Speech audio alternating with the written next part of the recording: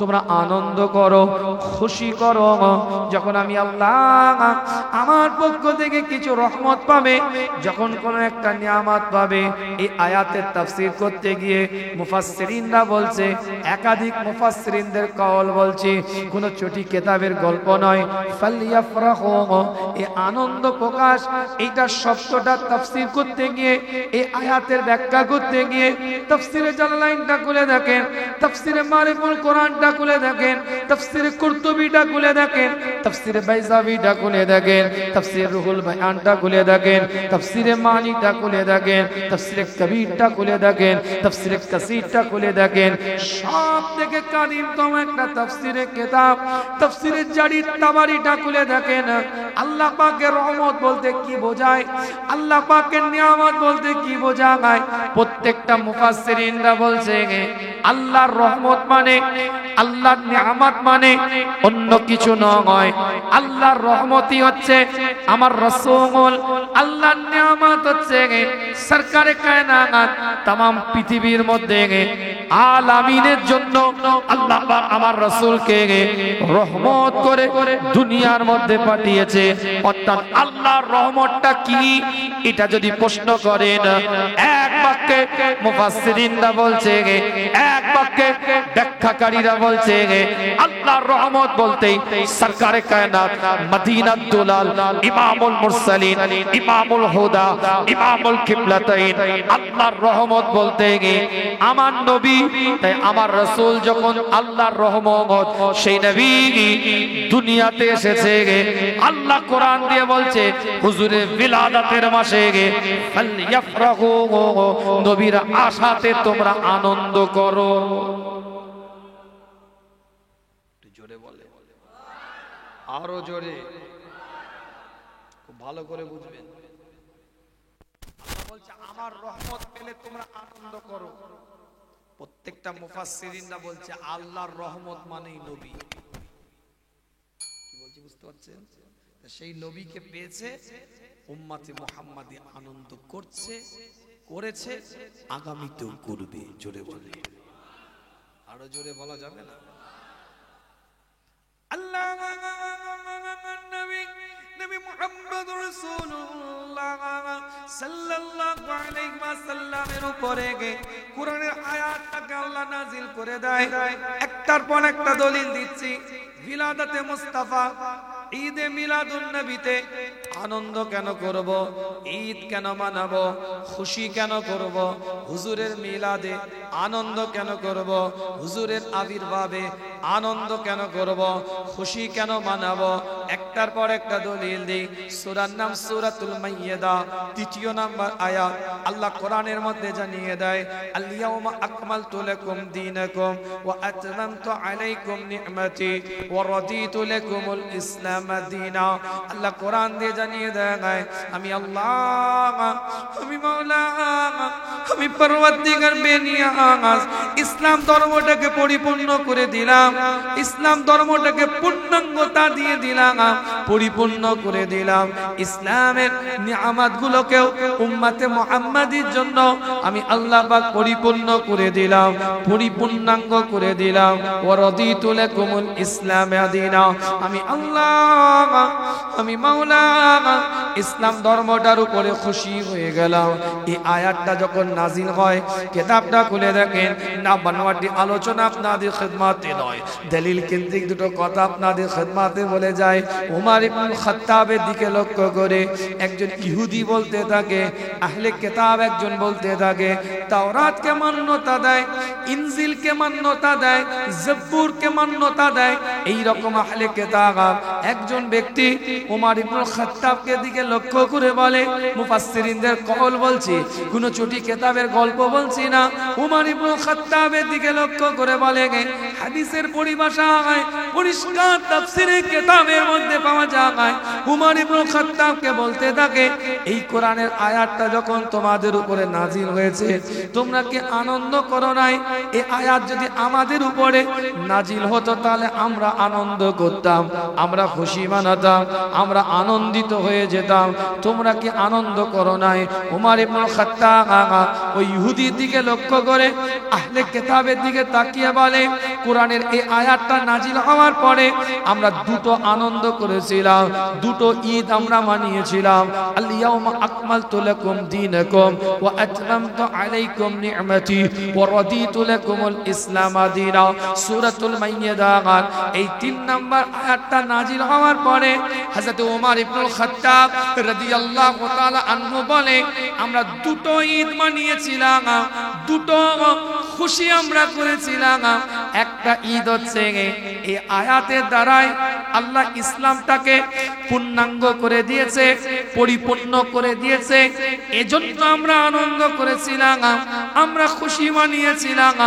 আর একটা আনন্দ হচ্ছে এই দিনটাতে আমার আল্লাহ আরাফার দিনে নাজিল করেছিলেন। হাজার হাজার বান্দারা যেদিনে আরাফা জমিনে তালবিয়া পাঠ করছে, লব্বাইক আল্লাহুম্মা লব্বাইক লব্বাইক লা শারীকা লাক লব্বাইক, আওয়াজ দিয়ে তালবিয়া পাঠ করছে, লা ইলাহা ইল্লাল্লাহু ওয়াহদাহু লা শারীকা লাহু লাহুল মুলকু ওয়া লাহুল হামদু ওয়া হুয়া আলা কুল্লি শাইইন কাদির বলে আওয়াজটা দিচ্ছে। যেদিন আরাফা জমিনে বান্দা দাঁড়িয়ে আছে, সেই দিনে আমার আল্লাহ এই আয়াতটাকে নাজিল করেছে। আমরা তাই দুটো ঈদ মানিয়েছিলাম, দুটো খুশি মানিয়েছিলাম। একটা কোরআনের আয়াত নাজিল হওয়ার কারণে যদি দুটো ঈদ মানায় সাহাবারা, একটা কোরআনের আয়াতকে নাজিল করার কারণে আল্লাহ পাকের বান্দারা সাহাবায়ে কেরাম হুজুররা যদি দুটো ঈদ মানাতে পারে, দুটো খুশি মানাতে পারে, গোটা কোরআন যে নবীর উপরে নাজিল হয়েছে, সেই নবী যে মাসে দুনিয়াতে এসেছে সেই মাসে উম্মতে মুহাম্মাদি আনন্দ করবে না কেন? উম্মতে মুহাম্মাদি ওই মাসেও ফিলাদাতে মুস্তাফা আনন্দে খুশিতে লিপ্ত হয়ে যায়। জোরে বলবেন, আরো জোরে বলবেন না? খুব ভালো করে বুঝেন, একটা আয়াত নাজিল হয়েছে সূরা মাইদার 5 নাম্বার, 3 নাম্বার। এই আয়াতটা নাজিল হওয়ার কারণে সাহাবায়ে কেরাম হুজুররা দুটো ঈদ মানিয়েছে। কটা ঈদ? ঈদ মানে জানেন তো নাকি না জানেন? ঈদ মানে হচ্ছে খুশি। দুটো খুশি মানিয়েছে, একটা আয়াত নাজিল হওয়ার খুশি, আর একটা হচ্ছে ওই আয়াতটা আরাফাত দিনে নাজিল হয়েছে তাই খুশি, আরাফাত দিন হওয়ার কারণে। এই দুটো ঈদ তারা মানিয়েছে একটা আয়াত নাজিল হওয়ার কারণে। আর গোটা কোরআন যে রাসূলের উপরে নাজিল হয়েছে, সেই রাসূল যে মাসে নাজিল দুনিয়াতে এসেছে, আবির্ভাব হয়েছে, দুনিয়াতে ভূমিষ্ঠ হয়েছে, সেই নবীর আশাতে উম্মতে মুহাম্মাদিকে আনন্দ করবে না? জোরে বললেন না সুবহান? জোরে বলা যাবে না? তাহলে দুটো দলিল দিলাম। একটা দলিল কি?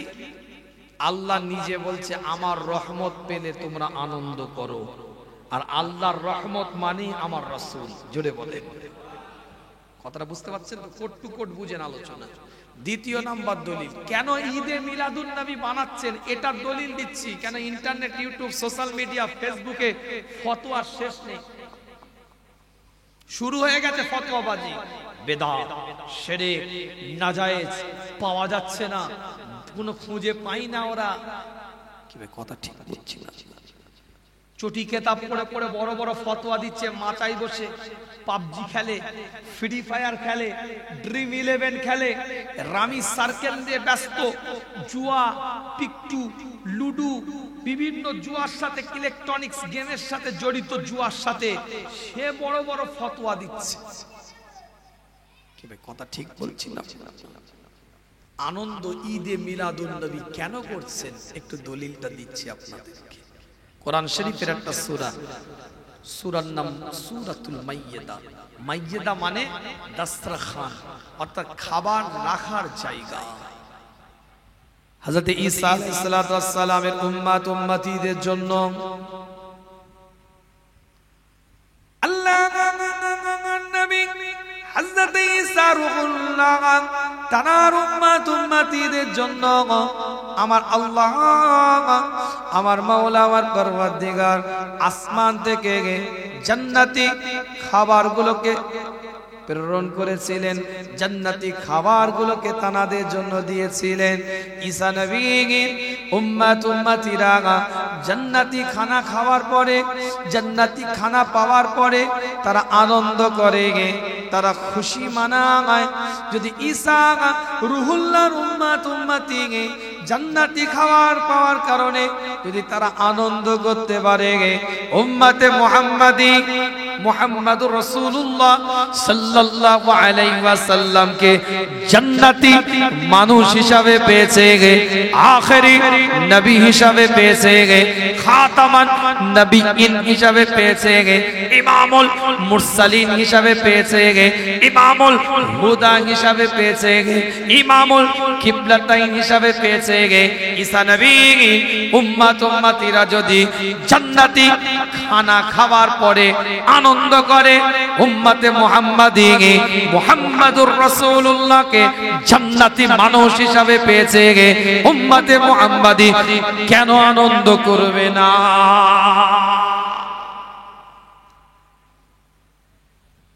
কথাটা বুঝতে পারছেন না? বুঝতে পারছেন? কোরআনে এসেছে ঈসা নবীর উম্মতেরা জান্নাতি খাবার পেয়েছে, দাস্তরখান খাদ্য জান্নাত থেকে এসেছে, আনন্দ করছে, খুশি মানিয়েছে। আর আমরা মুহাম্মাদুর রাসূলুল্লাহ সাল্লাল্লাহু আলাইহি ওয়াসাল্লামের উম্মতিরা জান্নাতি মানুষ পেয়েছি, আমরা আনন্দ করব না? কথা বুঝতে পারছেন? কিন্তু আনন্দটা শরিয়াত বিরোধী না হয়ে যায়, এটা মাথায় রাখতে হবে। বিশ্ব নবী দিবসকে কেন্দ্র করে, ঈদে মিলাদুন নবীকে কেন্দ্র করে, জশ্নে ঈদে মিলাদুন নবীকে কেন্দ্র করে, জশ্নে জুলুসের নামে রাস্তাঘাটে, এলাকায়, মহল্লায় র্যালি বেরোয়, মিছিল বেরোয়। আমি নিজের চোখে দেখেছি এমনও অনেক মিছিল আছে যেখানে ডিজে বাজে, ডিজে। আনন্দ করতে হবে শরিয়ত মোতাবেক, আনন্দ করতে হবে নবীর তরিকায়, আনন্দ করতে হবে কোরআনের আইনের নীতি আদর্শ অনুযায়ী, আনন্দ করতে হবে শরিয়তের মানচিত্রে রেখে, আনন্দ করতে হবে কোরআনের বিধান অনুযায়ী। দুঃখ লাগে, কষ্ট লাগে, বেদনা লাগে, ব্যথা লাগে, বিশ্ব নবী দিবস মানায়, ঈদে মিলাদুন নবী মানায়, এক জায়গায় জলসা হয়, ওয়াজ হয়, নসিহত হয়, ভালো ভালো কোরআন হাদিস রেফারেন্সের দলিল চলে। ওই মিলাদকে কেন্দ্র করে বাজারে দোকান বসে, মেলার মতন পরিবেশ, ফুচকার দোকান, ঘুগনির দোকান, চটপটির দোকান, ম্যাগির দোকান, নুডলসের দোকান, এগরোলের দোকান, কানের দুল, আর এটা সেটা, ছেলে মেয়ে অবাধে রাস্তায় আপড্যান্টা হয়ে ঘুরে বেড়াচ্ছে। একদিকে মিলাদের মাহফিল হচ্ছে, আর একদিকে মেলা চলছে। কথাটা বোঝাচ্ছে পারছি তো নাকি? একটু হাহু দেন তাহলে ভালো লাগবে তো। আমার কথা বোঝা যাচ্ছে আপনাদের? আনন্দ করতে হবে শরিয়ত মোতাবেক। আজকের কথা বলছি, কিছু মনে করবেন না, ভালোবাসেন তাই দাবি রেখে কথা বলি। আজকে এখানে ওয়াজ চলছে, নসিহত চলছে, বক্তব্য চলছে, আলোচনা চলছে। এমনও অনেকে যুবক ছেলে আছে মাচার উপরে বসে পাবজি খেলছে, ফ্রি ফায়ার খেলছে, ড্রিম 11 নিয়ে ব্যস্ত, রামি সার্কেল নিয়ে ব্যস্ত, হোয়াটসঅ্যাপে চ্যাটিং করছে, মেসেঞ্জারে চ্যাটিং চলছে, বিভিন্ন ভিডিও কলে বিভিন্ন বক্তব্য চলছে। আবার কি ক্যারাম বোর্ড, লুডু, পিকটু, তাস, দাবা সফটওয়্যার বেরিয়ে গেছে, গোটা পৃথিবীব্যাপী জুয়া চলছে। সেই সফটওয়্যারের সাথে নিজেকে যুক্ত রেখে দিয়েছে। ঠিক একদম ঘড়ি ধরে আসবে, তাবারুক নিয়ে ঘর চলে যাবে। কথা ঠিক বলছি না? তাহলে ঈদে মিলাদুন নবী করার উদ্দেশ্যটা কি? নবীর জিকির কিছু শুনবো, হুজুরের শান মান ইজ্জতের আলোচনা কিছু বুঝবো, কিছু জানবো, নিজের জীবনটাকে বাস্তবায়ন করব। তবেই তো ঈদে মিলাদুন নবী, বিশ্ব নবী দিবস, জশ্নে ঈদে মিলাদুন নবী আনন্দ করব, খুশি মানাবো। কিন্তু শরিয়তকে সামনে রেখে আমাদের আনন্দ হবে, শরিয়তকে বাদ দিয়ে আমরা আনন্দ করব না। কেমন আনন্দ হবে সেটাও হাদিসের ভাষায় পরিষ্কার এসে গেছে। আল্লাহ নবী আল্লাহ রাসূল নবী মুহাম্মদুর রাসূলুল্লাহ সাল্লাল্লাহু আলাইহি ওয়াসাল্লাম প্রত্যেকটা সোমবারের দিনে হুজুর রোজা রাখতেন, প্রত্যেকটা সোমবারের দিনে হুজুর সিয়াম পালন করতেন, রোজা আদায় করতেন। সাহাবে کرام হুজুরকে জিজ্ঞাসা করে, ইয়া রাসূলুল্লাহ, ইয়া হাবিবাল্লাহ, হুজুর আপনি সোমবারের দিনে রোজা রাখেন কেন? হুজুর আপনি সোমবারের দিনে সিয়াম পালন করেন কেন? সাহাবে کرام হুজুরদের প্রশ্নের উত্তর দিতে গিয়ে আল্লাহর নবী মুহাম্মদ রাসূলুল্লাহ সাল্লাল্লাহু আলাইহি ওয়াসাল্লাম জানিয়ে দেয়, সোমবারের দিনে আমি রাসূল দুনিয়াতে জন্মগ্রহণ করেছি, আবার এই সোমবারের দিনে আল্লাহ পাক আমাকে নবুয়াত দান করেছে, তাই আমি সোমবারের দিনে রোজাটা রাখি, সিয়ামটা পালন করে থাকি। কি বলছে বুঝতে পারছেন? সোমবারের দিনে আমি রোজা রাখি কেন? এই দিনে আল্লাহ পাক আমাকে পৃথিবীর বুকে দুনিয়াতে পাঠিয়েছে, আবার এই দিনে আল্লাহ আমাকে নবুয়াত দিয়েছে, তাই আমি সোমবারের দিনে সিয়ামটা পালন করি, রোজাটা আদায় করি। আল্লাহ নবী মুহাম্মদুর রাসূলুল্লাহ সাল্লাল্লাহু আলাইহি ওয়াসাল্লাম পৃথিবীর বুকে যখন আবির্ভাব হয়ে গেলেন, হুজুর যখন দুনিয়ার মধ্যে আসলেন, আম্মা আমেনা এলান করে দেয়, কিতাবের রিওয়ায়াতের মধ্যে পাওয়া যায়, আম্মা আমেনার গর্ভের মধ্যে যখন শিশু নবী হযরত মুহাম্মদুর রাসূলুল্লাহ সাল্লাল্লাহু আলাইহি ওয়াসাল্লাম আম্মা আমেনা জানিয়ে দেয়, ওই শিশু অবস্থায় যখন আমি আমার গর্ভের মধ্যে নিয়ে যখন মুহাম্মদ সাল্লাল্লাহু আলাইহি ওয়াসাল্লামকে কোন একটা কুয়ার কাছে গিয়ে দাঁড়াতাম, আমি রাসূলের মা বলি, উম্মতে মুহাম্মাদি।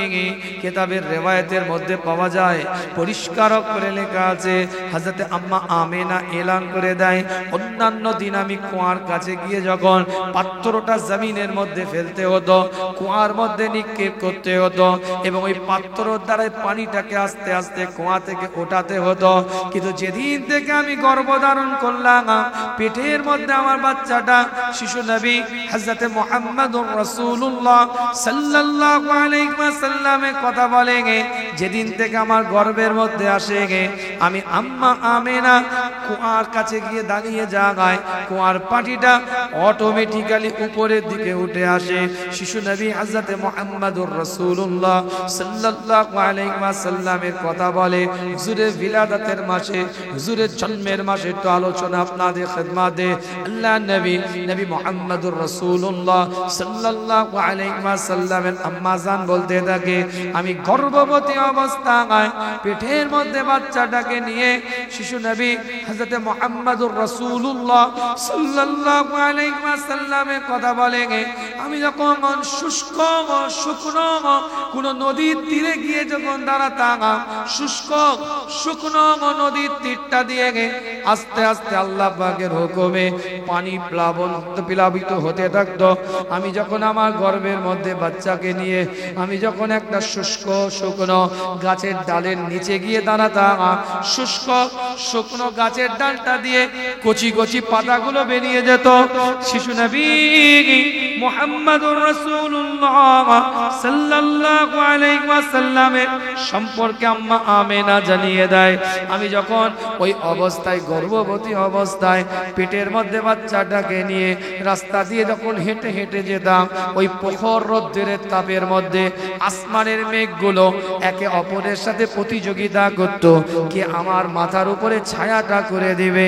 আম্মা আমেনা বলতে থাকে, যখন আমি গর্ভবতী অবস্থা থেকে প্রস্রাব করলাম, অর্থাৎ আমার পেট থেকে যখন হযরত মুহাম্মদুর রাসূলুল্লাহ সাল্লাল্লাহু আলাইহি ওয়াসাল্লাম পৃথিবীর মধ্যে আসলো, পৃথিবীর আলোটা দেখলো, আমি লক্ষ্য করে দেখি অন্যান্য বাচ্চারা চিত হয়ে শুয়ে শুয়ে কাঁদতে থাকে, চিত হয়ে শুয়ে শুয়ে রোনাজারি করতে থাকে, কিন্তু আমার মুহাম্মদুর রাসূলুল্লাহ সাল্লাল্লাহু আলাইহি ওয়াসাল্লামের সম্পর্কে বলে, আমি আম্মা আমেনা লক্ষ্য করে দেখি আমার বাচ্চা চিত হয়ে শুয়ে কাঁদে না, সিজদার মধ্যে পড়ে কি যেন একটা বিড়বিড় করে বলছে। প্রত্যেক প্রত্যেকটা মুহাদ্দিসিনরা বলছে সেই দিনেও হুজুর কান্না বন্ধ করে দিয়ে গে ইয়া হাবলে উম্মতি, ইয়া হাবলে উম্মতি, ইয়া হাবলে উম্মতি বলে আওয়াজটা দিয়েছে। আম্মা আমিনা আওয়াজ দিয়ে বলে দেয়, চিৎকার আওয়াজ দিয়ে ঘোষণা দিয়ে দেয়, শিশু নবী হযরত মুহাম্মদুর রাসূলুল্লাহ সাল্লাল্লাহু আলাইহি ওয়াসাল্লাম যখন পৃথিবীর আলো দেখে, পৃথিবীর বুকে জন্ম হয়, আল্লাহর নবী আল্লাহর রাসূলের আম্মা জান বলে, আমার বাচ্চার শরীরটা দিয়ে একটা আলো আমি দেখতে পেয়েছিলাম, একটা জ্যোতি আমি দেখতে পেয়েছিলাম, একটা আলো, একটা নূর, একটা লাইট আমি দেখতে পেয়েছিলাম। সেই আলোটা এত প্রখর ছিল, এত আলোটা তেজ ছিল, ওই আলোটা দিয়ে আমি শাম দেশের প্রাসাদ পর্যন্ত দেখতে পেয়েছিলাম। জোরে বলা যাবে না। सब नबियों ने मोजेजा लेके आए, सब रसूलों ने मोजेजा लेके आए।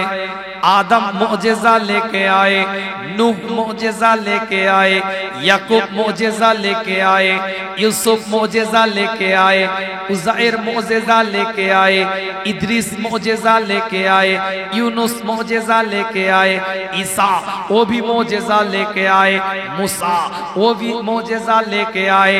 1,24,000 पैगंबर, 2,24,000 पैगंबर, सब नबी के नबी, सब रसूल के रसूल मोजेजा लेके आए, मोजेजा लेके आए।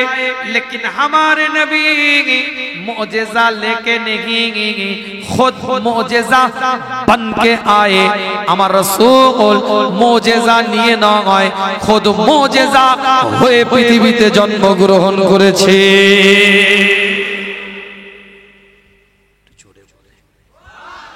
আরো